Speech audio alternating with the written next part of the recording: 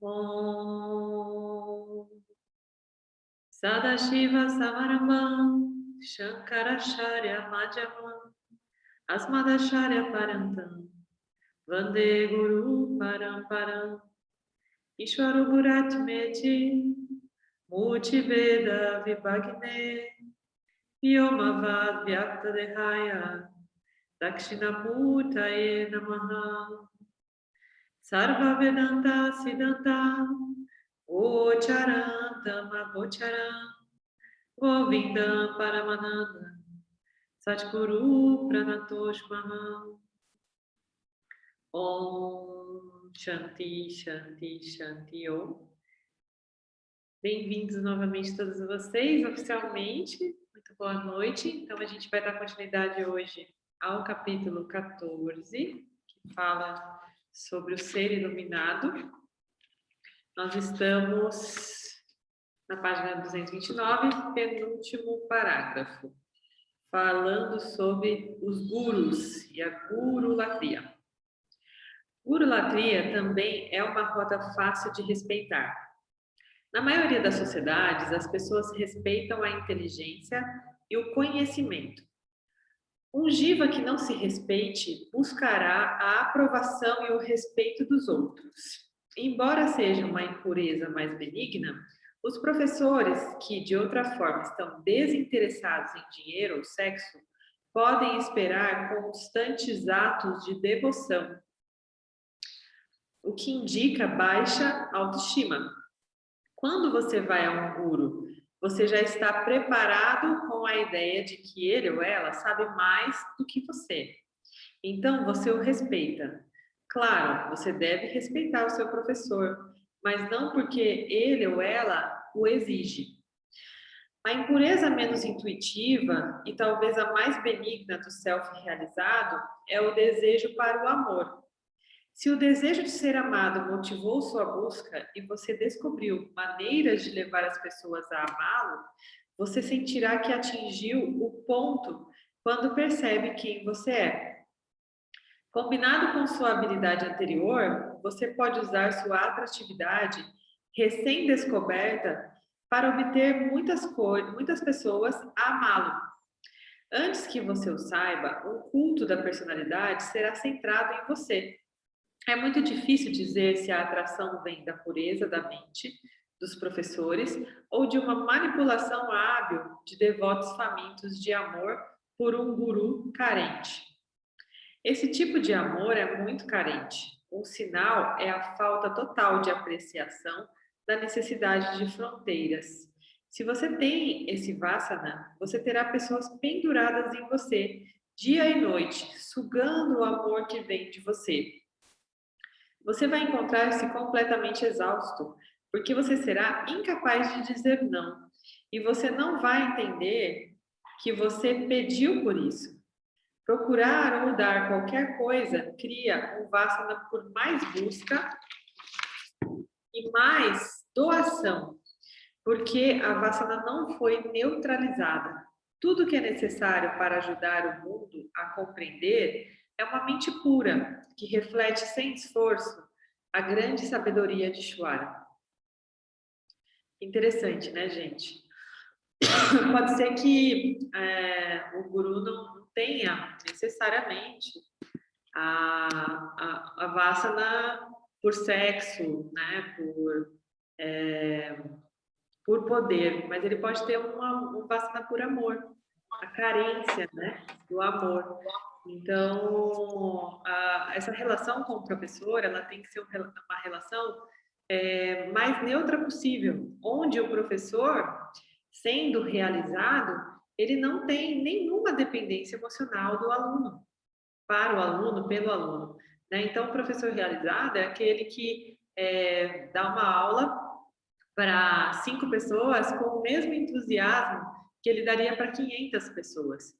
Porque não é sobre isso, não é sobre essa troca, não é nada pessoal. Né? Já o professor não realizado, ele pessoaliza essas relações e ele projeta nas pessoas expectativas, né, de retorno, de doação, quer seja em dinheiro, né, que a gente está falando aqui também da questão do dinheiro, Ontem a gente falou sobre isso, quer seja em afeto, em amor.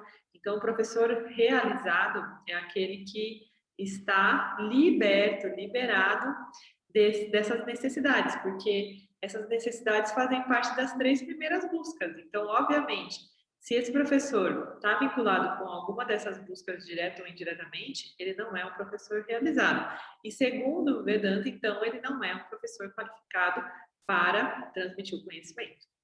Então, esses são, né, fatores que a gente precisa prestar atenção quando a gente vai eleger o nosso professor. A gente está, então, hoje na penúltima sanga, né, na penúltima troca de conhecimento, de leitura. Então, amanhã a gente finaliza um primeiro ciclo, né? E as pessoas que têm interesse em dar continuidade a esse ciclo, pode escolher, eleger qual é o professor que mais representa energeticamente dentro desse aspecto, né, do professor qualificado. Então, aqui, se vocês tiverem dúvida, mesmo que vocês esperem, deem uma pausa para darem continuidade, quando vocês forem eleger o professor do próximo passo, é só vocês relerem essa parte desse capítulo, né, que fala sobre essas qualificações para vocês se lembrarem desses detalhes, ok? A ideia por trás do ensino de autorrealização baseia-se no entendimento de que a vida é muito conservadora. Não há mudanças radicais, embora possa parecer às vezes. As coisas mudam, mas mudam gradualmente. O corpo que estava lá quando você percebeu quem você é o mesmo corpo que você habita depois que você percebe quem você é. A estrutura básica de sua personalidade, seu Swadharma, permanece a mesma. Embora na euforia da redescoberta de sua natureza ilimitada, pareça que tudo mudou, nada realmente aconteceu. Uma pequena dúvida, a última incerteza sobre sua natureza e a atribulação da vida volta e continua. Portanto, autorrealização é um compromisso de continuar a aplicar o conhecimento à sua mente depois de ter percebido quem você é. Se você trabalhou todos os seus vasanas antes de que você percebesse quem era, quando você se torna realizado, nada precisa ser feito. O estilo satívico de vida e hábitos da mente já purificadas fará com que você continue equilibrado, uma vez que você sabe quem você é. No entanto, se a autorrealização não destruir os seus vasanas restantes, você não é autorrealizado quando você percebe quem é. Se você percebe e ainda tem vasanas, você só será autorrealizado quando o último vasana morre como resultado da investigação contínua. Olha que interessante. Ontem a gente falou sobre o fenômeno da projeção, né? O que é esse fenômeno da projeção? É quando a gente pega esse aspecto do ser e projeta dentro de uma outra ordem de realidade, que é a ordem da realidade de Mithya, do mundo dos objetos, ok? Então, essa projeção, ela não é saudável, porque ela vai anular as ações e a responsabilidade que você tem de percorrer o caminho por aqui, anulando e enfraquecendo esses vasanas, né? Esse sanskara, esse conjunto de vasanas. Então, aqui ele está dizendo a mesma coisa, é mais do mesmo, né? Nós precisamos continuar percorrendo o caminho daqui e entendendo os limites que a gente precisa impor para os nossos vasanas, né? Para as nossas que os vasanas se refletem nas nossas relações, porque são só outros objetos que vão fortalecer ou enfraquecer esses vasanas vinculantes, né? Então, aqui, por exemplo, nessa troca, né, nós somos todos objetos, um do cenário do outro, e nós nos ajudamos a enfraquecer os nossos vasanas, colocando isso às claras aqui para a gente, dentro da nossa consciência. Mas a gente tem um conjunto de outros objetos que fortalecem esses vasanas vinculantes. E isso pode vir muitas vezes por meio do afeto, porque o afeto, ele gera apego. Então, por exemplo, alguém pode ter aí na sua casa um animal de estimação que, enquanto está aprendendo Vedanta, a hora que desliga, esse animal já está ali querendo carinho e nessa dependência emocional, né? Então, existem N outros fatores que nos esperam para que a gente reafirme essa escolha, né? Então, enfim, a ideia do PET é uma ideia super simplista, perto de todo o aparato, né, que a gente tem do mundo de mídia para trabalhar. Então, nós temos o tempo todo que discriminar sobre isso e reafirmar a nossa escolha, né? E a gente precisa entender que o nosso corpo físico, né, a nossa representação do Jiva aqui, manifesto, carne e osso, continua existindo. Então, por exemplo, eu descubro que eu sou ser ilimitado, mas o meu corpo, ele está super limitado. Eu estou acima do peso, ou estou num quadro de obesidade, ou tenho um problema crônico de saúde. O que vai acontecer? Eu não vou sarar, eu não vou curar tudo isso da noite para o dia à medida que eu descubro que eu sou o ser. Eu vou precisar continuar fazendo essa vigilância, né, e cuidando desses vasanas até que eles percam realmente a força, até que eles realmente se recolham para o corpo causal. A partir daí, eu posso dizer que eu sou um ser realizado, porque eu consegui utilizar esses conhecimentos que eu acessei, utilizar essa constância e essa firmeza desse conhecimento, né, que é a consciência, que é a sabedoria, e de fato empregar isso na minha mudança, empregar isso nas minhas relações. E esse empregar, né, é justamente o nididhyasana, né? É quando eu me torno verbo. Então, naturalmente, essas questões de limitação do corpo, essas questões de vasanas, por exemplo, alguém que tem obesidade por compulsão alimentar, naturalmente, quando eu descubro que eu sou ser, eu vou me desvinculando dessa compulsividade, porque ela é uma vasana, eu entendo que é uma vasana vinculante. E aí, automaticamente, meu corpo vai se ajustando, vai entrando num outro padrão, né, de saúde, e tudo de acordo com o padrão da minha consciência. Né? Então, ser verbo é o nididhyasana. Uma vez que eu entendi que eu fui submetido ao conhecimento, né? Eu expus a minha mente ao conhecimento, que é o Shravana. Eu consegui compreender realmente esse conhecimento, que é o Manana, e botar esse conhecimento em prática na minha vida, na minha busca, obviamente eu vou ser um ser realizado. Mas isso requer dedicação contínua, que é o tal do desejo ardente. Né? Então, a gente tem que ter desejo ardente. A gente não pode submeter ou subordinar esse desejo ardente a todas as nossas vasanas. Nós temos que lembrar e ter constância de propósito, a constância desse desejo ardente, para que a gente se considere, de fato, um ser autorrealizado. E nesse processo, né, é fundamental nós que escolhemos ter uma vida social, que somos householders, né, conforme o termo americano, que somos donos de casa, que somos integrantes de uma família, é fundamental que nós nos tornemos karma yogis. Então, esse processo todo de reforma íntima, de escolha das melhores ações, tudo isso está vinculado ao Karma Yoga, e é por isso que a gente vai dar continuidade a esse estudo com o Bhagavad Gita. Né? Então, nosso próximo step é o Bhagavad Gita, porque ele que vai ensinar a gente a percorrer esse caminho do Karma Yoga. Tá bom? Então, continuando aqui.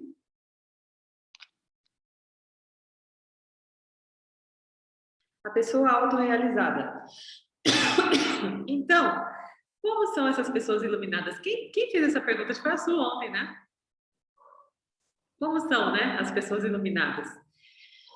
A primeira coisa a saber é que você não pode dizer olhando para elas. Elas não andam flutuando a alguns centímetros do chão. Elas não usam roupas especiais, nem falam lentamente com os olhos fechados. Elas podem ser encontradas em todos os países e em todos os tipos de ocupações. Elas falam normalmente. Então, o que os distingue? A definição mais abrangente de uma pessoa autorrealizada é encontrada em uma das escrituras mais importantes do Vedanta, que é o Bhagavad Gita. Nele, o perene buscador pede ao seu professor iluminado que descreva uma pessoa de sabedoria constante, cuja mente não é perturbada por nada e permanece no ser. E o professor, que no caso é Krishna, né, responde: quando uma pessoa desiste dos desejos que aparecem na mente e permanece feliz com apenas o seu eu, ela é uma pessoa discriminadora. Legal ele ter usado esse termo, né? Que não é iluminada, é discriminadora.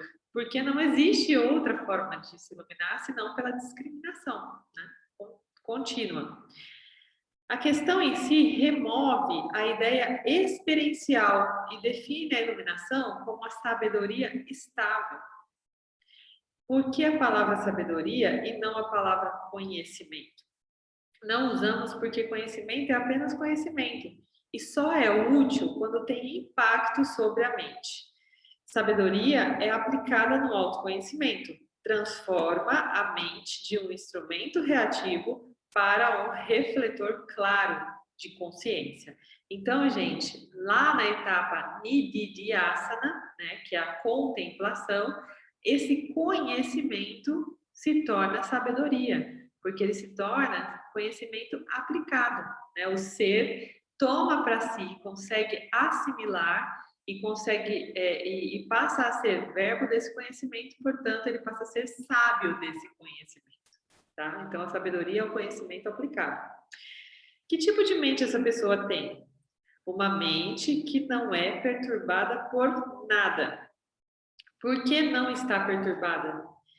Porque sabe que nada nesse mundo é digno de agitação, porque nada aqui é real. Anteriormente, na conversa em resposta ao sofrimento existencial do candidato, trazido pela sua contemplação da morte, o professor disse: o sábio não sofre nem pelos mortos, nem pelos vivos. Se você vai a um filme e um personagem perde todo o seu dinheiro, você não sofre tristeza porque seu sofrimento é apenas em relação à dor do filme. Uma pessoa autorrealizada sempre sente que o que ele ou ela experimenta, incluindo o experimentador, que é o que? O Jiva, né? Esse ser manifesto aqui, que no caso aqui entre nós tem um nome específico, no meu caso é Thaís, é apenas um jogo na consciência conduzida por Maya. Então, é só uma projeção. Nós somos todos projeções de Maya aqui, né? O que torna a mente livre de sofrimento? Ela permanece no eu que é pura consciência, limitada, não nascida, tá? O ser. A mente é um objeto interessante. Sua natureza é que ela não tem natureza própria. Torna-se o que quer que esteja prestando atenção. Se ela está prestando atenção a uma emoção, por exemplo, ela se torna emocional e se move aqui e ali. Se prestar atenção ao eu, torna-se uma mente permanente. Uma mente permanente permanece posta. Por que permanece com o eu? Porque o eu é lindo, é o amor e é a paz. É Shanti, né? Na linguagem sânscrito. Em outros versículos sobre esse tema, a pessoa de sabedoria estável é referida como uma pessoa discriminadora. A mente dessa pessoa permanece no eu, porque a pessoa que é realmente o eu sabe a diferença entre o eu e os objetos que aparecem na mente. Ele ou ela sabe que os objetos perturbam e que o eu enche a mente de bem-aventurança, de modo que ele mantém a mente no eu e permanece na felicidade. Permanece porque a felicidade do eu está sempre presente, ao contrário dos objetos que vêm e vão. Essa pessoa não anseia por prazer e está livre de saudade, medo e raiva. Então, estando livre de saudade, medo e raiva, o que acontece aqui em Mitya? Essa pessoa sabe o tempo todo tomar as ações corretas e dármicas. Não quer dizer que essa pessoa se torna desistente de Mitya, né? Se torna impassível.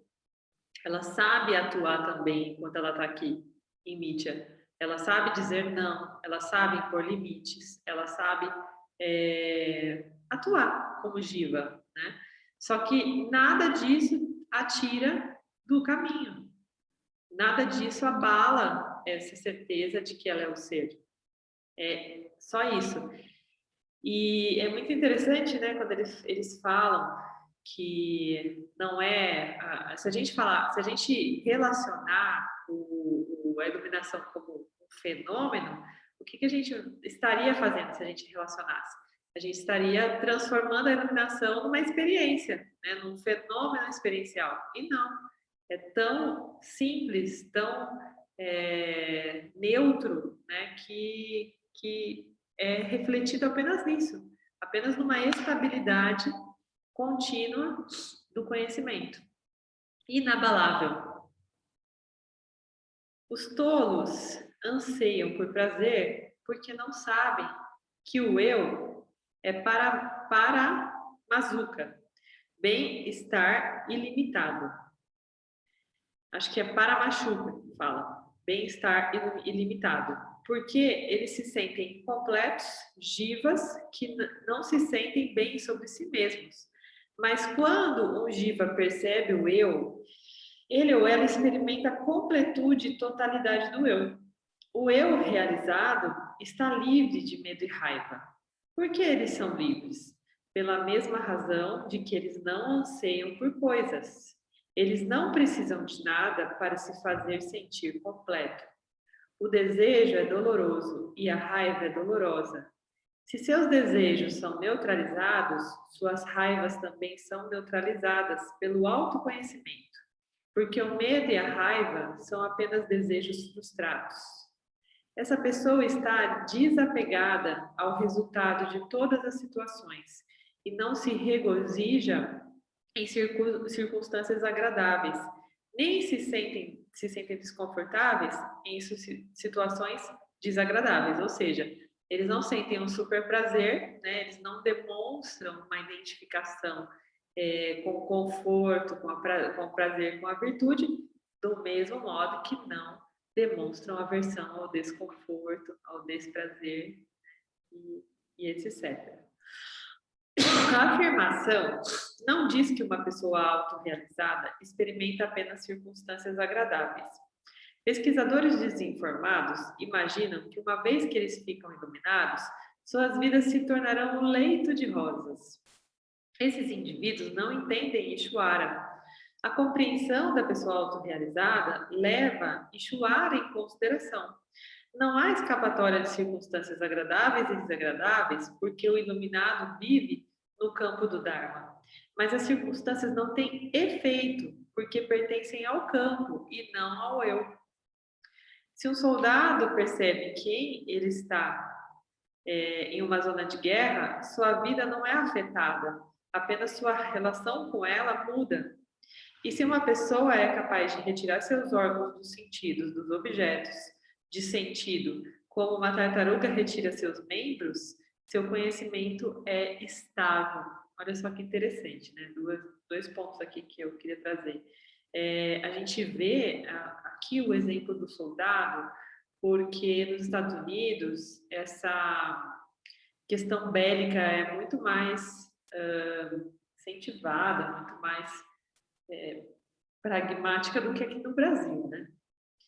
E a gente vê que vários soldados voltam das guerras com problemas sérios de personalidade mesmo, né? Problemas emocionais sérios, psicológicos. Por que isso acontece? Porque eles se identificam com aquele personagem soldado, né? Eles trazem de volta da guerra esses elementos, se identificando com esses elementos, né? Se tornando o soldado eterno, vestindo esse personagem, né? E que faz parte do seu Swadharma, mas de uma forma predominante, uma forma que predomina aos outros papéis, aos outros personagens. Né? Então, aqui ele traz esse exemplo e ele diz, né, se o soldado percebe que quem ele está em uma zona de guerra, ou seja, ele não é, ele só está. Né? Ninguém é um soldado, está soldado, assim como nós estamos jivas. Nós não somos jivas.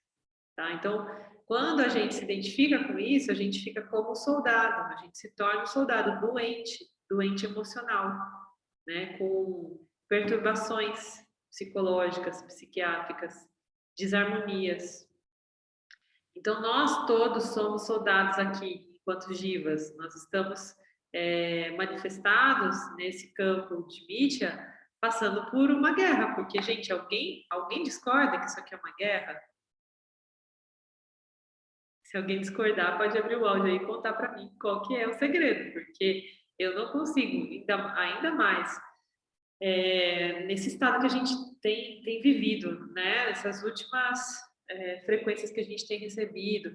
É uma guerra mesmo, né? Mídia, ela estabelece, ela é um grande jogo e não é um joguinho inocente, é um war, né? É um jogo de guerra, onde a gente precisa entender as ferramentas, entender o campo minado, né? Desvendar o campo para que a gente sobreviva. Nietzsche é isso, né? E nós, então, somos todos soldados, mas não somos, estamos. Diga, Cris. Tá. Ele fala para a gente estar desvinculado do sentido, Isso. né? É, exatamente para a gente não ter essa conexão com o resultado e nem com o objeto. Quando a gente faz isso, a gente vai passar por essa situação. Uhum. Então, naturalmente, o iluminado, ele vai ser sempre satívico, podendo ter um pouco de rajas e tamas, mas sem, passando por essa energia, mas sem criar a identificação com o objeto. Então, a gente consegue ter aquele sentimento de raiva, aquele rajas ou aquela intensidade, mas sem essa sutileza do resultado, né? Falar, nossa, alguém está fazendo algo para mim, então eu vou devolver para ele, alguma coisa nesse sentido. Justamente, justamente. Então, quando a gente fala do mokshômetro, né, que é o estado de moksha, e esses indicadores do quão próximo nós estamos de moksha, da liberação, a gente fala sobre isso, sobre a frequência que a gente cai nessas pegadinhas e o tempo de recuperação que a gente tem, né? E essas duas coisas dizem respeito única e exclusivamente com a nossa identificação com essa questão. Então, por exemplo, aqui ele dá um exemplo muito bacana que é da tartaruga, né? O que acontece ali com a tartaruga? Quando ela se sente ameaçada, ela retira os seus membros e ela se recolhe para aquele casco que é inquebrantável, né? É a proteção dela. Esse casco, no nosso caso, é a consciência, é o conhecimento, é a sabedoria, né? Então, isso não quer dizer, por exemplo, que a tartaruga não vá queimar sua pata numa superfície quente.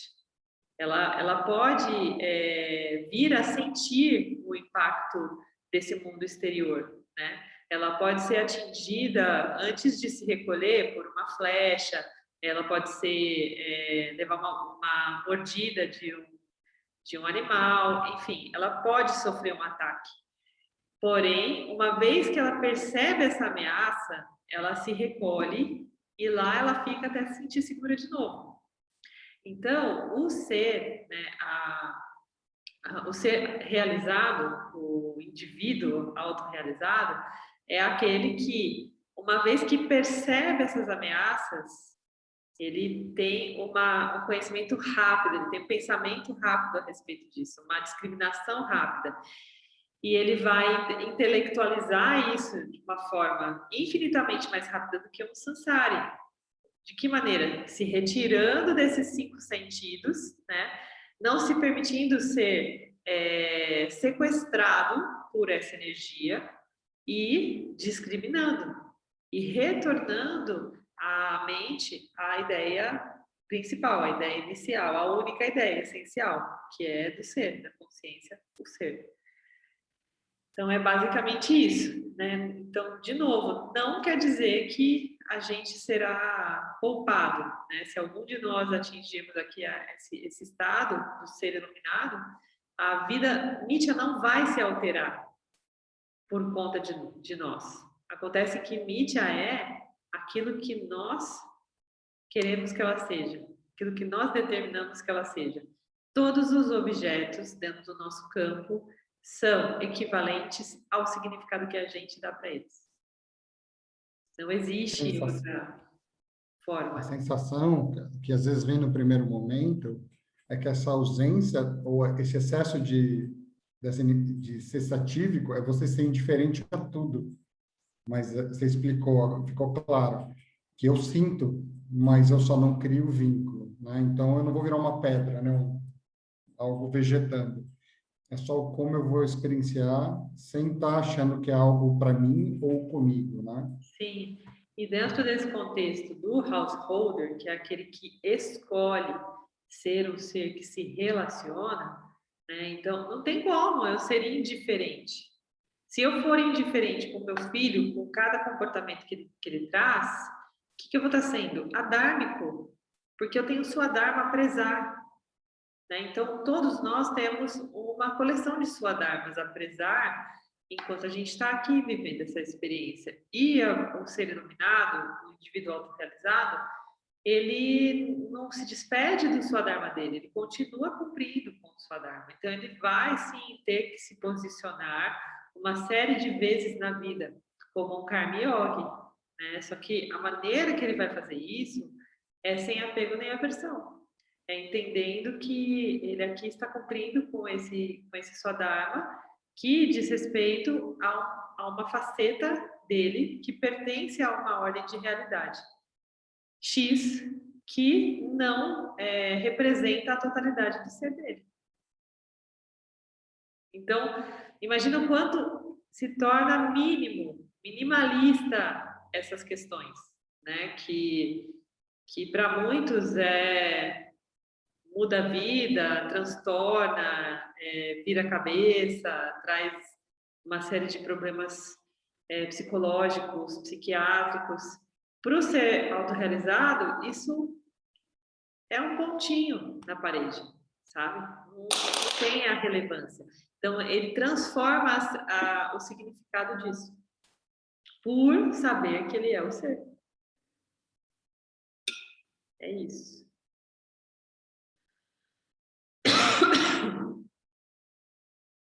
Porque nós vivemos no mundo, nossos sentidos são sempre ativos, mas porque o contato sensorial com objetos produz prazer e prazer cria vasanas para mais prazer, os jivas podem facilmente tornar-se prisioneiros dos seus sentidos. Uma pessoa autorrealizada não é avessa ao prazer.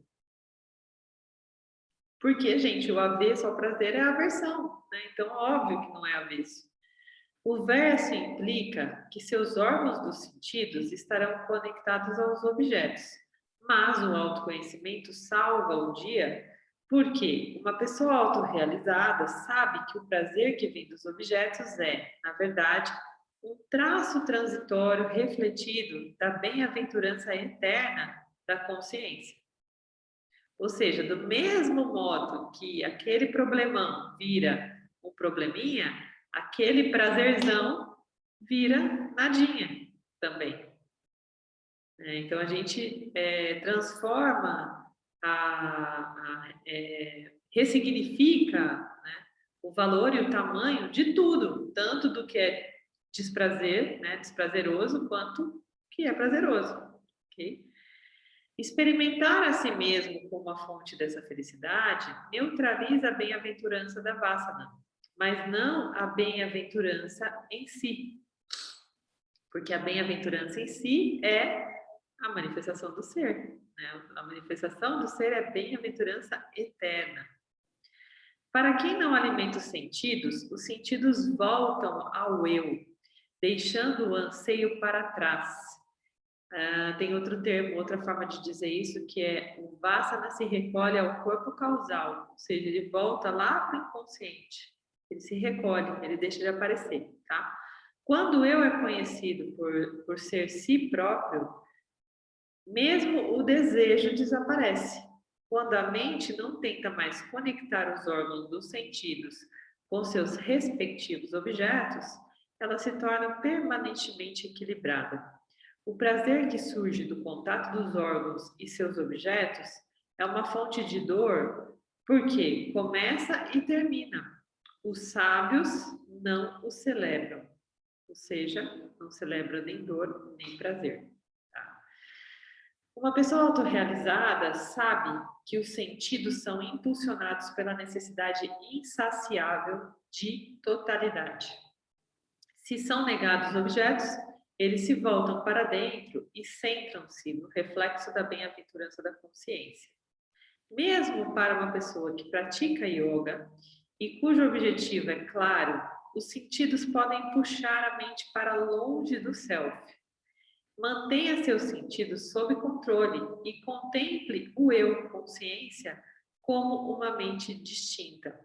O autoconhecimento torna-se estabelecido em uma mente controlada e discriminativa. Você pode tomar a palavra yoga nessa declaração como significando Jnana Yoga, autoinvestigação.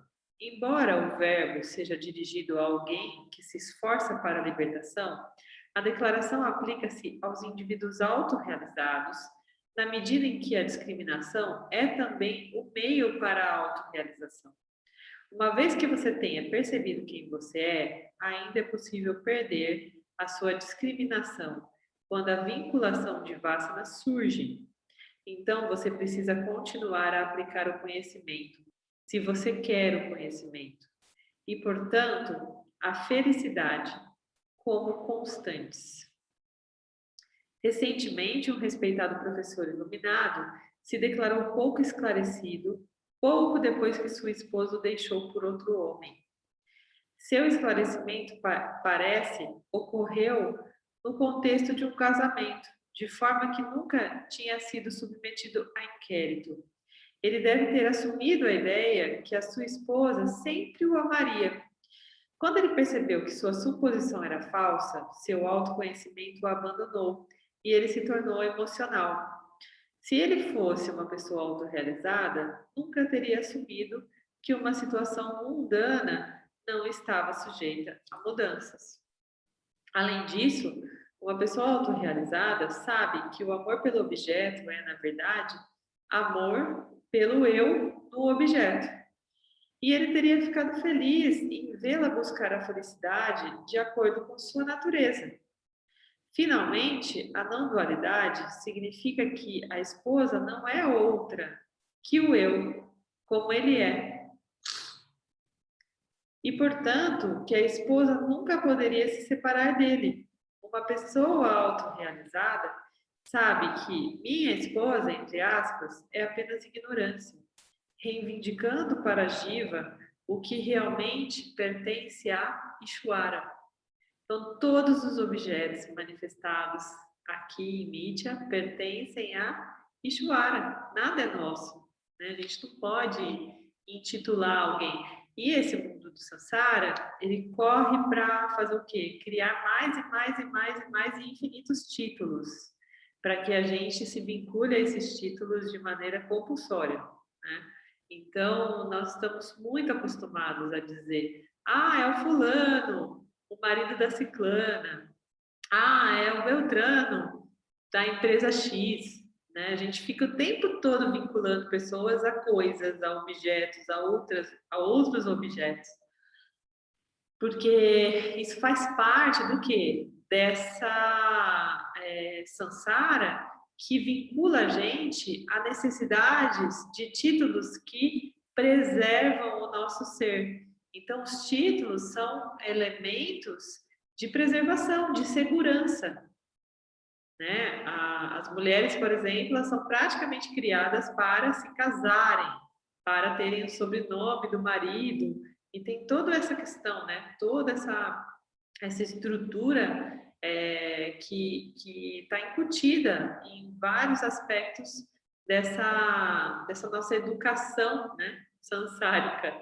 E aí acaba sendo um impacto muito, muito, muito relevante a gente se dar conta de que o outro não vai nos completar, né? Porque a gente passa uma vida sendo condicionado a essa ideia de que a gente vai ter que buscar essa completude, essa plenitude através do outro objeto. A libertação é mais do que o conhecimento eu sou consciência. Inclui conhecimento claro da realidade aparente que modifica a vida do Jiva no mundo. Aqui está um exemplo do autoconhecimento bem assimilado, que é a liberdade. Quando você se detém em objetos, o apego surge. O apego causa desejo. E quando o desejo é obstruído, a raiva surge. Uma mente irritada é facilmente iludida e ilusão leva à perda de memória. Quando a memória se vai, a mente está incapacitada. E quando a mente não funciona mais, a vida é destruída. Mesmo quando você se move no mundo dos objetos, é possível alcançar a tranquilidade se os órgãos dos sentidos são controlados e você ficar distante dos seus gostos e desgostos. O autoconhecimento, facilmente estabelecido numa mente tranquila, destrói a tristeza existencial. Mas, para a mente agitada, não há conhecimento de si mesmo. A contemplação não ocorre e sem contemplação do eu, não há paz. Sem paz, como pode haver felicidade? Autoconhecimento não vai permanecer em uma mente distraída por sensações de mudança. Portanto, o autoconhecimento de alguém cujos sentidos estão livres de seus respectivos objetos é estável. Naquele mundo escuro, no qual todos os seres dormem, o sábio que dominou os objetos que surgem na mente de uma pessoa autorrealizada deixam-na inalterada. Mas o desejador dos objetos nunca é pacífico. Aquele que abandona a crença em eu e meu e se move através da vida sem anseios é pacífico. Isso é firmeza no eu. A autorrealização ocorre no corpo sutil, mas a menos que o conhecimento impacte positivamente as emoções e as ações de alguém no mundo conforme delineado nesses versículos, ele não é realizado. A prova do pudim está no comer o pudim e não apenas saber dele. Ou seja, para a gente se realizar, a gente precisa vivenciar, né? Então, não tem como a gente, como experienciadores, aqui que somos, né? Todos os divas manifestados em mídia são experienciadores. Não tem outra forma de se fazer essa travessia por aqui, ok? Até o sannyasi, que é quem renuncia, ele experiencia a renúncia. Ele também é um experienciador, só que ele é experienciador de um outro nível, né? Numa outra proporção, numa outra projeção. Mas nós todos, né, os householders, somos experienciadores. E então a gente faz prova do pudim com tudo. E como experienciadores, a gente tem que passar pelo Karma Yoga para experimentar o pudim, entender que o pudim é sempre daquele jeito, ele não vai mudar, o sabor sempre vai ser igual. E aquele sabor que é sempre igual não me faz feliz, eu não preciso dele. Ainda assim, eu posso escolher por comê-lo, por uma simples questão de preferência e não de desejo. E se eu não gosto de doce, eu simplesmente posso escolher não comer o pudim, mas não porque eu odeio, mas porque eu tenho preferência por não comer. Né? Então, isso é a linha tênue do negócio. Né? Eu tenho preferência por salada de batata em vez de pudim. Então, eu vou escolher a salada de batata. E tá tudo certo. Eu não preciso dizer que eu não gosto de pudim. Então, a gente tem essa tendência muito clara, a gente falou sobre isso ontem também, de manifestar, né, aversões, tanto quanto apegos. E para os buscadores com desejo ardente, isso tem que ser um ponto de atenção 24 horas por dia, 7 dias por semana. Porque a dualidade, ela é obsessora, ela é obsessiva, né? Ela se impõe, porque ela faz parte dessa projeção de mídia. Então, imaginem o seguinte, que vocês estão sentados, olhando para uma parede, e atrás de vocês está um projetor passando uma série de cenas. E esse projetor é Maia. E esse projetor não para. Então, você só precisa ter consciência de que existe algo sendo projetado, que não é real. Só que essa consciência, muitas vezes, fica à mercê de toda essa experiência, de toda essa sedução. Porque a experiência ela é seduzente. Ela tem muitos elementos de magnetismo que servem justamente para atrair a gente para ela, né? Então, o tempo inteiro a gente precisa negar, tá? No Bhagavad Gita fala bastante isso, sobre negar. A gente tem que negar a experiência, a gente tem que negar essa identificação, a gente tem que negar, até a gente entender verdadeiramente que nós somos o ser.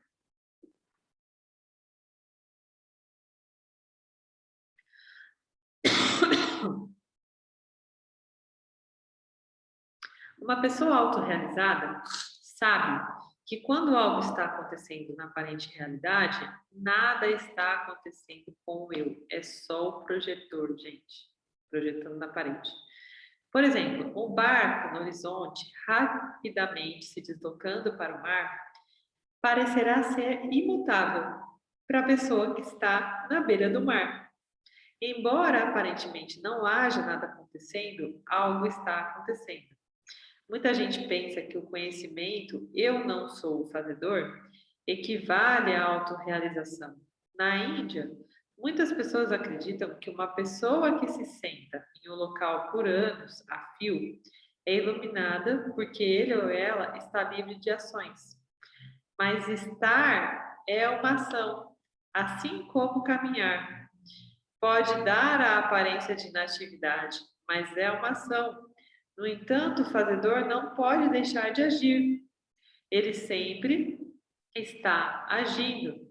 A autorrealização é a compreensão de que a liberdade de ação não pode ser alcançada por não fazer nada. Entendendo isso, a pessoa autorrealizada aparentemente está engajada no mundo, como todo mundo. Eu não sou fazedor significa eu sou ilimitada consciência não dual. Não é uma declaração sobre o Jiva, ok? Então muda de ordem. Quando eu deixo de ser fazedor, eu deixo de ser oficialmente porque eu já percebi que eu sou o ser. Só que o ser pertence a uma outra ordem de realidade, que é Satya. E o fazedor, o Jiva, pertence à ordem de realidade chamada Nitya. Então, o que vai acontecer? O Jiva vai continuar fazendo coisas? Vai continuar fazendo coisas. Só que, a partir do momento que ele entende que ele é o ser, ele não faz mais absolutamente nada vinculado, apegado aos resultados da ação. Tá? Então, essa é uma característica do ser autorrealizado. Os sábios dizem que uma pessoa é sábia se suas ações foram queimadas no fogo do conhecimento de si mesmo. Essas pessoas agem sem desejo pelos resultados de suas ações. Por conseguinte, eles estão satisfeitos porque não dependem de resultados para torná-los felizes. É a história do ator desfrutador, né? Ação e desfrute. Fazedor, desfrutador.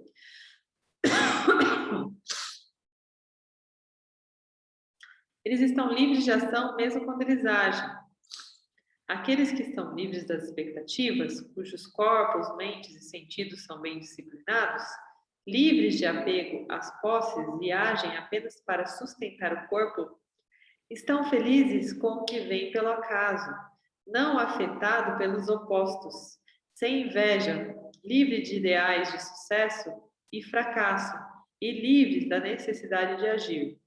O karma daqueles que estão livres do apego, cujas mentes foram liberadas pelo autoconhecimento e que realizam a ação como uma oferta, é completamente limpo.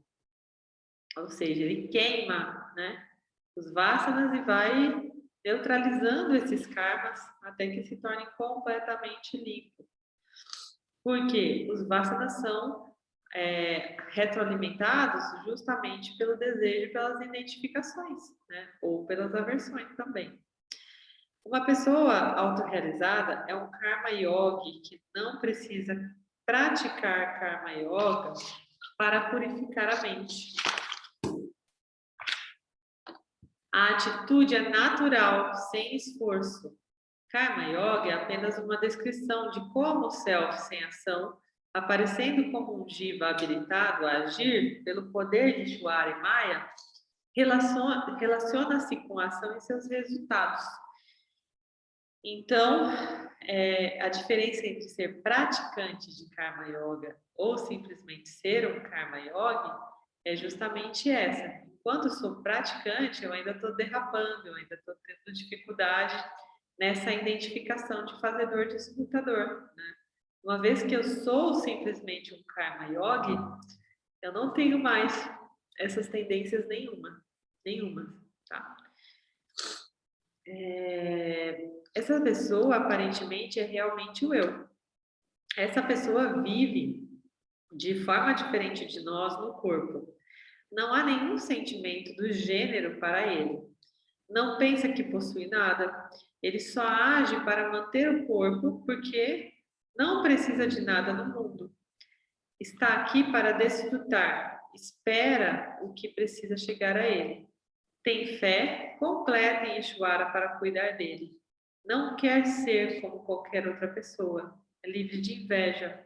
Ele pode agir, mas não precisa agir quando em situações subjetivas ou objetivas que exigem uma resposta. Ele vê suas ações como contribuindo para, não extraindo valor de seu ambiente. Aqueles que não veem diferença entre o humilde e Brahman dotado de conhecimento e uma vaca, um elefante, um cão ou um comedor de cães são sábios. Ou seja, é aquele que está completamente neutro a essas percepções de Mitya, né? Esse sim é sábio, porque ele não tem absolutamente nenhuma aversão e nem apego a nenhum tipo de imagem ou personalidade. Claro que essas pessoas não iriam confundir uma vaca com um elefante, nem um cão com um comedor de cães. Eles sabem que vacas, elefantes, cães e comedores de cães são apenas pensamentos na mente, cuja essência é a consciência. Um versículo das escrituras do yoga diz: um yogi em samadhi não vê diferença entre um pedaço de ouro ou os excrementos de um corvo. Isso não significa que essa pessoa tente depositar corvos no banco. Isso significa que a essência de tudo é consciência. Samadhi é uma palavra composta. Sama significa igual e Di é uma forma composta de Buddhi, que significa conhecimento. Assim, a palavra significa alguém que valoriza tudo igualmente. Se ele ou ela vê outros eus, ele ou ela os valoriza tanto quanto ele ou ela valoriza a si mesmos. A utilidade óbvia dessa visão em termos de felicidade é óbvia na medida em que as pessoas que veem as diferenças estão continuamente em conflito. Então, quando eu olho para diferentes objetos, quando eu olho para mais de um objeto no meu campo e eu começo a ver diferença entre eles, eu começo a comparar ou classificar, isso vai me trazer conflito, porque de algum modo eu vou me identificar com essa ideia. né? Então, os seres autorrealizados, eles não têm mais nenhum tipo de comparação, de competição, de discriminação, enfim, absolutamente nada disso. Eles conseguem enxergar todos os objetos como igualitários, com o mesmo poder de manifestação.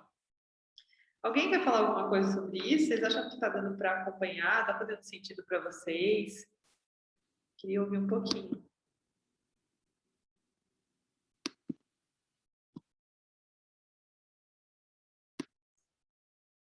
Tá.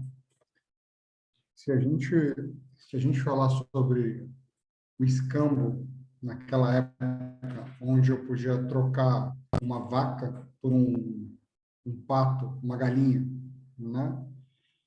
É um comparativo justo, sem entrar no mérito do todo, mas eu entregava porque eu estava atendendo uma necessidade sem atribuir valor, né? Eu dava uma vaca porque, enfim, é o que eu precisava, e a galinha era o que a pessoa precisava.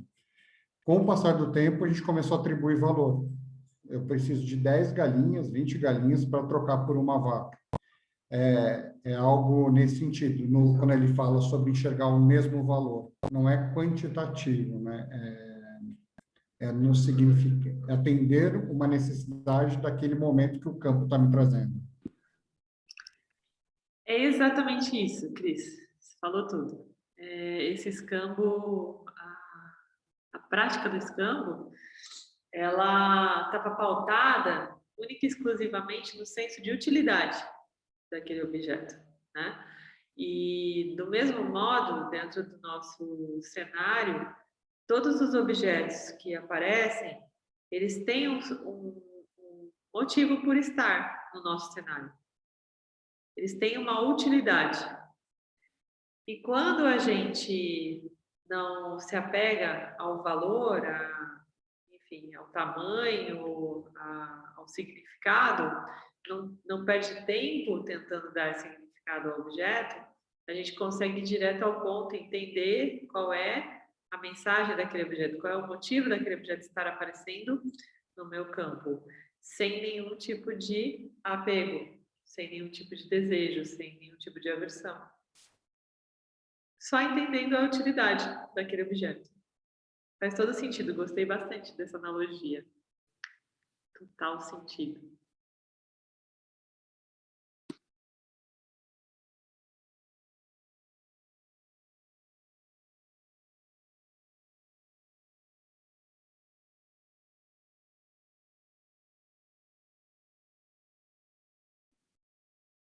Quem quer mais falar alguma coisinha?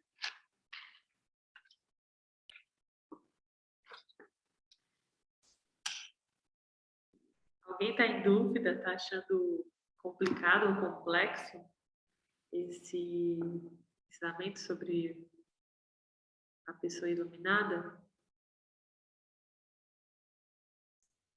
Está todo mundo entendendo? Complexo não, mas essa percepção de que a gente atribui valor a tudo parece que fica mais latente, né?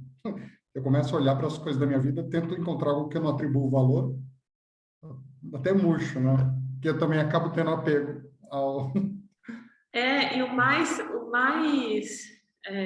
incrível disso tudo é que a tendência é piorar muito, né? Porque a gente vê pelos nossos filhos, eu vejo pelos meus filhos, por exemplo, que eles sabem que o aplicativo X tem uma forma de fazer, e aí tem o negócio do joguinho, que a última versão do joguinho não foi tão aclamada pelo público, então não fez tanto sucesso, daí eles desistem do joguinho porque o joguinho não fez sucesso, e aí é uma coisa assim, é limitado, e a gente vê tudo isso e fala, meu Deus, traga a sabedoria do Karma Yoga para mim o tempo todo, porque é uma samsara muito seduzente, né? Então, todos esses elementos são muito seduzentes. Tem pessoas que investem uma grana absurda por um pedacinho de um tecido que tem um negocinho ali impresso, né? Que eles chamam de marca, e não faz nenhum sentido, não tem, em termos de utilização, não tem nenhuma diferença entre outras peças, entre, né, outras marcas. Não faz nenhuma diferença. Mas foi criado tudo isso de uma forma super meticulosa, justamente para nos manter presos a essa teia, para que ela se tornasse mais e mais seduzente, né? Para que a gente se identificasse mais e mais com ela. São objetos belos e atrativos, né? E quando a gente fala em objetos, a gente fala também dos divas. Então, a gente vê divas aí investindo altas doses de energia, né? Quer seja energia vital, quer seja a energia do dinheiro, em busca de uma beleza eterna, né? Em busca de um magnetismo sexual eterno, enfim, em busca da juventude eterna, né? Nós nunca tivemos tantas pessoas com tantos problemas com o envelhecimento como a gente tem tido agora. Parece que se tornou proibido envelhecer para a maioria das pessoas, né? Então, tudo isso é identificação com o ego e com o jiva, né? Tudo isso é uma grandíssima ilusão. E existe, está presente aqui ao nosso redor, né? Basta a gente abrir os ouvidos para uma conversa com o Sansari, que a gente consegue identificar 3, 4, 5, 10 elementos desses que a gente está falando, né? Que são antagônicos à libertação, à liberação. Tá aí, tá tudo aí, gente. Acho que ninguém aqui tem dificuldade de enxergar isso, né? No campo. Alguém tem dificuldade de enxergar? Ah, que bom. Porque a essa altura do campeonato, a tendência é que fique mais e mais escancarado mesmo, né? Esses elementos na nossa vida. Tá.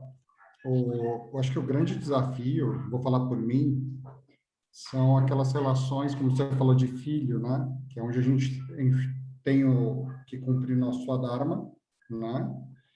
Mas, ao mesmo tempo, a gente celebra cada conquista deles. Mas porque você está olhando a ação. E aí, ao mesmo tempo, você quer agir controlando o resultado, né? Fica tudo muito confuso. Hoje, vou partilhar com vocês, minha filha saiu o resultado do Enem, com uma pontuação muito alta, então ela vai conseguir atingir o propósito dela de provavelmente entrar na universidade pública na área de medicina. Pô, bacana. Então eu celebro com ela. Mas é tão sutil a diferença porque você é quase um magnetismo, você ficar preso e começar a trabalhar nos apegos do resultado. Seja como é que eu vou fazer a próxima etapa, como é que ela vai reagir. Então, acho que o grande desafio quando a gente fala de objeto, para mim, é olhar aquilo que está sutilmente enraizado bem ali do meu lado, né? Nas coisas, na relação com as pessoas mais do meu lado. E aí elas geram mais confusão. Então, fica desconfortável, porque eu estou tentando discriminar, estou buscando discriminar, e eu não consigo achar as respostas para achar este caminho. Mas acho que antigamente eu nem isso teria, né? Pois é, antigamente a gente não tinha oportunidade de identificar quais eram os departamentos mais complexos para a gente fazer essa travessia, né? Eu também tenho 3 ou 4 departamentos ali, 3 ou 4 papéis, suadarmas, que são mais complexos mesmo, que eu olho e falo, meu Deus, aqui o negócio pega, aqui me pega na curva, né? Mas acaba que fica nítido e a gente entende que não é pessoal e simplesmente só pelo fato de conseguir atingir isso, eu sempre dou graças, eu fico grata de fato, sabe? Realmente, ao Vedanta e a Ishwara, primeiramente, por permitir esse acesso, por permitir essa, essa conexão, né, com esse conhecimento, para que eu consiga estar nesse estado discriminativo, mesmo que isso ainda me mostre coisas que eu ainda não superei, e tá tudo certo, né? Estamos todos nessa busca e eu acho que o bacana é a gente dar graças, sabe? Porque no caso da sua filha em especial, se ela tiver realmente essa oportunidade de exercer essa missão, né, de preservação aqui dos jivas humanos, da vida e tal, isso diz respeito provavelmente vai dizer respeito à sua dharma dela, né? Em primeiro lugar, é uma permissão que é dada por Ishvara para ela exercer esse sua dharma. Então, essa manifestação de felicidade, de satisfação, é, em primeiro lugar, para Ishvara, que está permitindo que ela alcance, né, essa conexão com o Swadharma dela. E, então, muda um pouco as coisas de intensidade e de figura, da forma que a gente manifesta, né? Ainda assim, não significa que nós estamos apáticos, significa que a gente mudou a nossa forma de enxergar e contemplar, né? Porque a contemplação sansárika é uma contemplação que dá uma ideia de identificação pura e de um senso de especialidade, assim, né? Então, a impressão que a pessoa é especial, ela é acima da média, ela é XYZ, sendo que não. Ela é o ser manifesto aqui buscando sua real natureza, né? Buscando exercer os seus papéis aqui em Mítia, mas ainda assim buscando, acima de tudo, ter consciência da sua real natureza. Sobre isso, né? Qualquer coisa diferente disso é um engano. E sim, para os pais, vigiar essa questão dessa transmissão da ideia da especialidade, né, é muito complicado, porque a gente tem uma tendência absurda de querer que o filho se sinta especial. E todo o mercado, todo o samsara é montado para isso, né? Então, a gente tem várias ocasiões especiais, comerciais ao longo do ano, né? Do calendário, para justamente retroalimentar esse senso de especialidade, que é uma grande ilusão. É isso. Mais alguém quer trazer alguma coisa sobre isso, gente? As dificuldades, onde que o calo aperta mais? Vamos trocar, porque a gente está com tempo, um tempinho aí. Eu só queria compartilhar que essa semana a gente teve essa conversa aqui em casa, né, sobre atribuição de valores. E começou no âmbito financeiro, né, falando de, nossa, mas quem que colocou valor no dinheiro, né? Quem que pegou uma nota e falou, isso aqui vai valer tanto, né?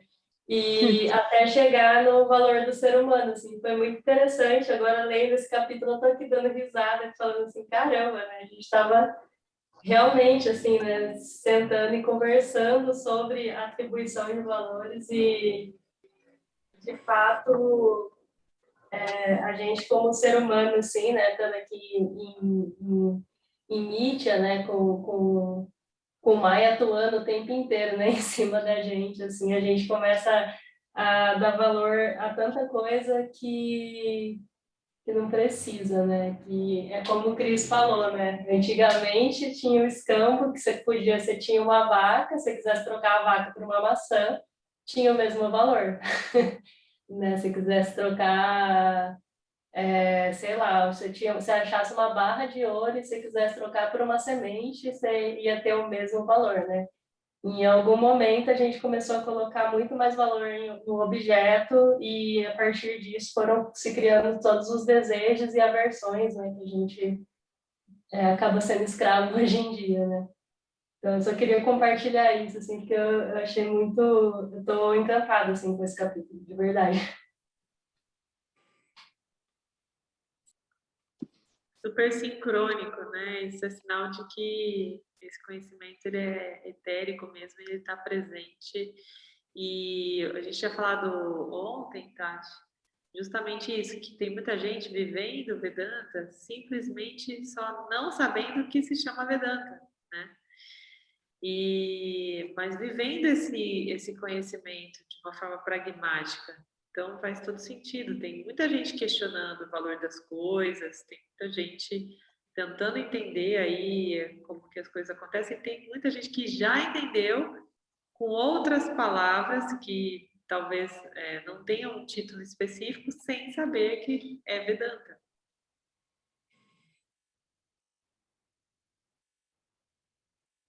Acho que a Mames ia falar também.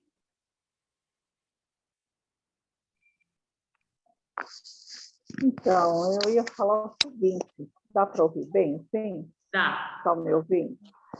Que para mim fez muita diferença, tudo, em todos os pontos, assim, porque foi um ajuste, entendeu? Eu me ajustei dentro daquilo que eu não compreendia, e agora eu passei a compreender. Então, o que eu estou fazendo agora, nas minhas experiências, é tentar não me envolver naquela situação a qual eu não pertenço, entendeu?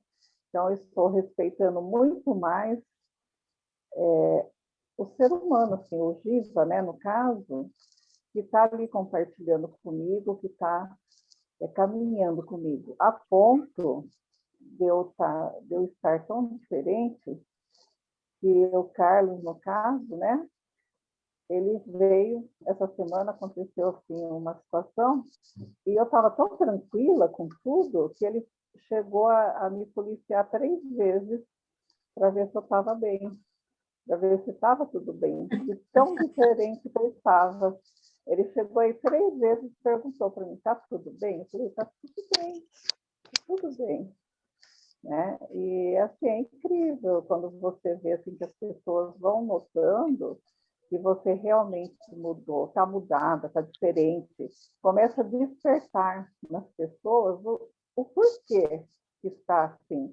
Se era numa situação como houve, eu poderia estar muito rajásica e, no entanto, eu fiquei neutra, praticamente neutra, tranquila, deixando tudo aquilo agir da maneira que precisava agir, sem me afetar.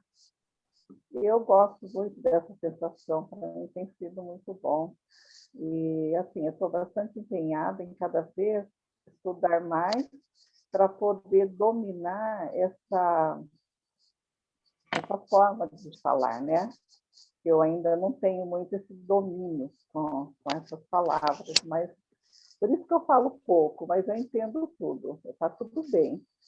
Só que eu ainda não dominei esse lado da pronúncia, de falar, de usar as palavras certas na hora certa, que é muito novo ainda, mas está tudo bem, dá para entender muito bem, foi bem tranquilo, estou feliz, assim, e vou voltar, viu? Vou arrumar um meio de começar tudo de novo nesse livro aqui, e também com os áudios. Vou voltar. Que fofa, gente.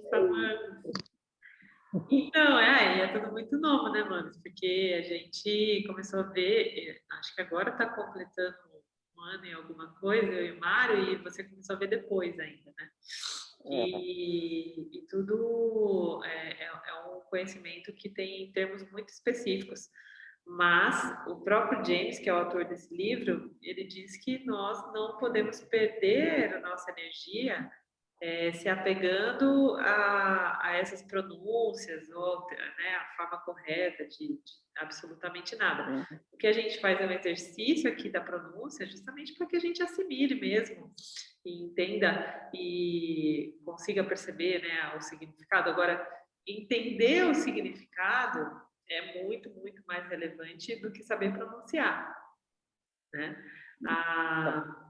A gente vai ter agora uma oportunidade de continuidade do estudo do Bhagavad Gita com a professora Glória, que é a discípula do Dayananda, e ela traz os termos em sânscrito, né? Então ela fala em sânscrito para depois explicar o significado. É muito interessante também a gente entender isso, mas, obviamente, a gente não está fazendo esse estudo, não vai fazer esse estudo para aprender sânscrito. A gente vai fazer esse estudo para aprender o Karma Yoga através do Bhagavad Gita. Então, o conhecimento que está por trás disso, né, o significado disso, é muito mais relevante do que o termo em si. Né? Então, está tudo lindo. E nessas horas, quando a gente vê essas situações cotidianas acontecendo, e os outros objetos, né, percebendo, né, outras pessoas percebendo a nossa mudança, é quando a gente ratifica mesmo o funcionamento e a eficácia do Vedanta. Né? Tem pessoas, é tão interessante, assim, a semana passada eu tive a oportunidade, no final de semana, tive a oportunidade de atender um casal que são amigos meus, que fazia muito tempo que eu não via, desde antes do Vedanta. E aí eu falei para ela, falei, olha, eu vou te encontrar, só que eu vou ter que me reapresentar para você, porque faz tanto tempo que a gente não se vê, eu vi tanta coisa nesse intervalo, que eu acho que a gente vai ter que se reapresentar. E aí eu comecei a falar, né, sobre a busca, sobre a pandemia e tal, e como que tudo que tinha acontecido na nossa vida nesse intervalo, e essa pessoa falou, olha, realmente, Thaís, você está muito, muito diferente na sua forma de se expressar.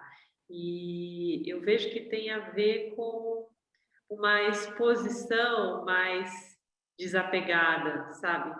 Principalmente das sombras, porque a gente é tão vinculado a essa ideia da virtude, né? Então a gente tem que ser tão virtuoso o tempo todo que a gente tende a esconder o nosso lado B, né? Esconder os vasanas, até de nós mesmos. E o Vedanta, ele me trouxe essa capacidade de enxergar claramente os vasanas. Inclusive, o Mário até brincava, ele falava assim, ah, você não tem defeito, não? Cadê seus defeitos? Né?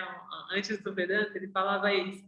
Porque eu tinha tanto cuidado com isso, em guardar isso, sabe? Em me preservar sobre isso. E o Vedanta veio e escancarou tudo isso. E eu falo agora com as pessoas de uma forma muito despretensiosa sobre isso. Simplesmente existem, estão aqui, né? E com muita naturalidade. Eu acho que isso é tão libertador e traz para as pessoas uma forma de assimilar assim, meio impressionante, porque vai na contramão, né? E também é uma maneira de inspirar humildade, essa exposição, né? Esse cuidado em trazer a importância da gente se olhar mesmo, se olhar verdadeiramente, integralmente.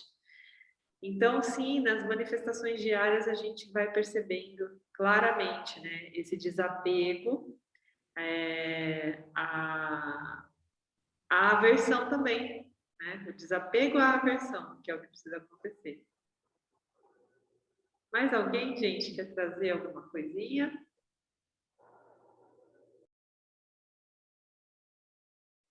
Um exemplo, alguma coisa que percebeu? E aí, eu queria botar uma questão aqui para vocês me ajudarem a pensar, que é a seguinte, que Nietzsche, ela foi bem feitinha, né? Ela é bem feitinha. E o que acontece é que praticamente hoje a gente vive numa sociedade em que tudo é absolutamente desnecessário. Tudo que vai além da sobrevivência, vamos dizer assim, é luxo, né? Nessa época que se trocava as coisas, era uma época muito mais legal e mais justa, vamos dizer assim, né? E devia ter mais igualdade, né, entre as pessoas numa sociedade. Aí eu fico pensando que Nietzsche, claro, é um desafio brutal para existências afora, né? E quando a gente entra nesse trabalho, nesse exercício do Vedanta, eu, pelo menos, estou com uma tendência de ficar mais quieta, de me relacionar menos. E aí eu tinha entendido isso como eu não estou mais afim daquele ambiente, eu não estou mais me identificando com aquele papo, com aquele lugar, com aquelas pessoas, então eu estou quieta porque eu estou com outra vibe, trabalhando aqui as minhas questões e exercitando. Só que agora, nesse capítulo, eu parei para pensar até que ponto isso não pode ser, de repente, também uma fuga, porque o Vedanta fala de você estar no ambiente e você está equilibrado, independente se está chovendo, você está sol. Então, se eu não saio de casa porque está chovendo, então não é uma fuga de eu estar nesse ambiente mais turbulento para me colocar num estado mais confortável em que eu me engano que estou mais satívica, por exemplo. Você tocou num Então, ponto interessantíssimo. Interessantíssimo. Porque... então Você quer terminar? Melhor. eu já estou concluindo. Aqui falou de um indivíduo que ficou estático, mas que, de qualquer forma, ele ainda estava em experiência. Não importa que escolha que você faça, mesmo que você escolha não escolher nada, ainda assim é uma escolha. Então, tudo é experiência. Se você está parado, trancado em casa, se você está na rua, na feira, é uma experiência. Sim. Então, nesse sentido que eu fico pensando, até que ponto a gente se recolhe para dentro por fuga, achando que está mais satívico, mas evitando esse mundo de Nietzsche, que é inevitável, porque esse se recolher também é Nietzsche, afinal de contas. Eu não sei se eu me fiz clara. Sim, fez super clara. Se recolher é uma forma de aversão. Quando você deixa de honrar e de cumprir com o seu Swadharma. Então, todos nós temos os nossos papéis, né? Os nossos papéis em Nietzsche.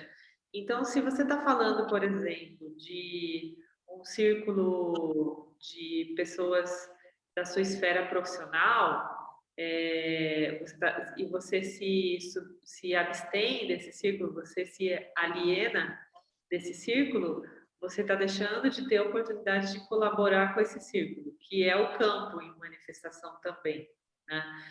E assim em todas as esferas, a esfera familiar, né, seu clã ali mais íntimo, na esfera da amizade, na esfera dos parentes, né, mais distantes, enfim, da esfera da maternidade ou da paternidade. Então, se você se recolhe e evita colocar a sua ação para o campo, cumprindo com esses papéis sociais, você está em fuga sim, e você está sendo adármico, e você está sendo aversivo ao que Ishwara está te apresentando.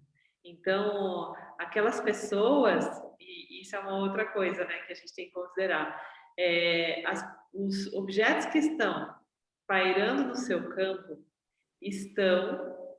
eles ainda existem porque você ainda precisa lidar com isso. Então, é Ishvara que determina isso. O tempo certo, o ciclo certo, né? E não adianta a gente querer correr, porque sair, se afastar... É sutil, né? Você não percebe, mas eu estou aqui pensando se realmente não é uma fuga, porque... Agora, sim, mas por outro lado, o que está acontecendo?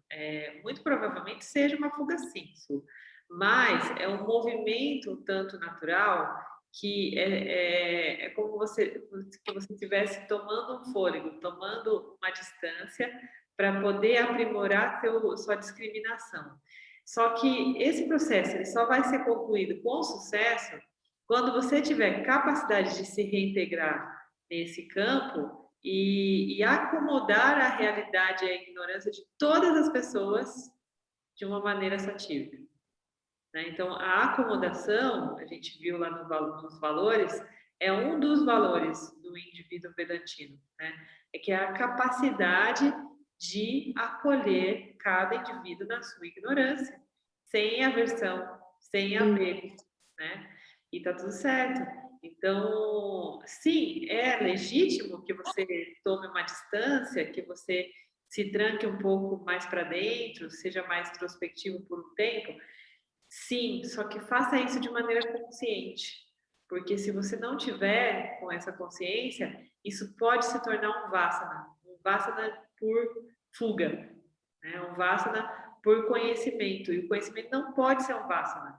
O conhecimento, ele simplesmente é o que é. Ele não pode se tornar um vasana vinculante, porque o vasana vinculante, ele está para o ego e não para o ser, né? Ele vai prender o ego dentro do casulo do desejo. Então, é muito bom a gente conseguir discriminar isso, porque em certos aspectos é muito cômodo a gente recorrer para o conhecimento, né, para essa discriminação e para a introspecção, em detrimento desses papéis que a gente precisa cumprir também. E seja feito tudo com consciência. A gente acha que está acomodando todo mundo, até que aparece aquele Givinha danado, desafiador, que te vira do avesso. Aí você regride um pouco no seu processo até, sabe? Nem Opa, fale, peraí, eu esqueci o que eu estava estudando, peraí, deixa eu retomar aqui. nem fale. É só sobre isso. É justamente esse Givinha danadinho que vem te trazer o olhar para o seu mokshômetro, né? Ele Sim, é o painel do mokshômetro, é o próprio painel. sim, sim. Eu tô com umas situações bem fortes ultimamente a respeito disso, porque eu sou aquela pessoa que gritava no trânsito, loucona, assim. E aí, outro dia, eu bateram no meu carro, eu desci, a minha primeira reação foi dar aquele grito, e um segundo depois eu me desculpei e vi que eu estava, enfim, excessiva, e retomei isso. Então, eu percebi que meu mokshômetro estava trabalhando direitinho, estava bem calibradinho, como eu costumo dizer. Mas ainda tem a transformação, você sente, mas não quer dizer que aquilo que você, aquele teu instinto, né, que você estava mais acostumado a conviver, ele de vez em quando ele aparece assim, dá um sopro, mostrando que ainda existe, né? Mas aí o mokshômetro é que mostra que você está um pouco diferente, você está mudando. É exatamente isso. A intensidade com que acontece, né? A frequência com que acontece e o tempo que você leva para se recuperar. Esses são os elementos. E é muito bom, porque é exatamente nesses momentos que a gente consegue ter contato com esse indicador, né? Um indicador mesmo para a gente, que é importante a gente ter contato. Só que não é uma coisa que a gente consiga ter um contato ativo, ele é passivo, né? Porque ele aparece quando a gente menos está esperando. Esse tal desse mokshômetro, né? Sim. Não dá para a Já gente. está virando uma coisa automática, isso é legal, está virando automático. Muito bom. Muito bom, pessoal. A gente parou em qual parágrafo mesmo? Deixa eu colocar aqui.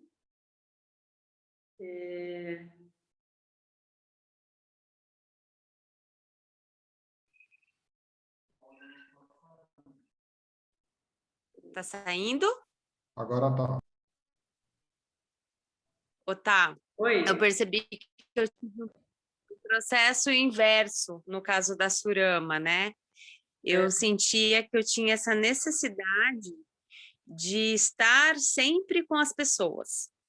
Então, era no serviço, eu tinha que estar na rodinha, eu tinha que estar ali, e era muito difícil de final de semana eu ficar quieta em casa.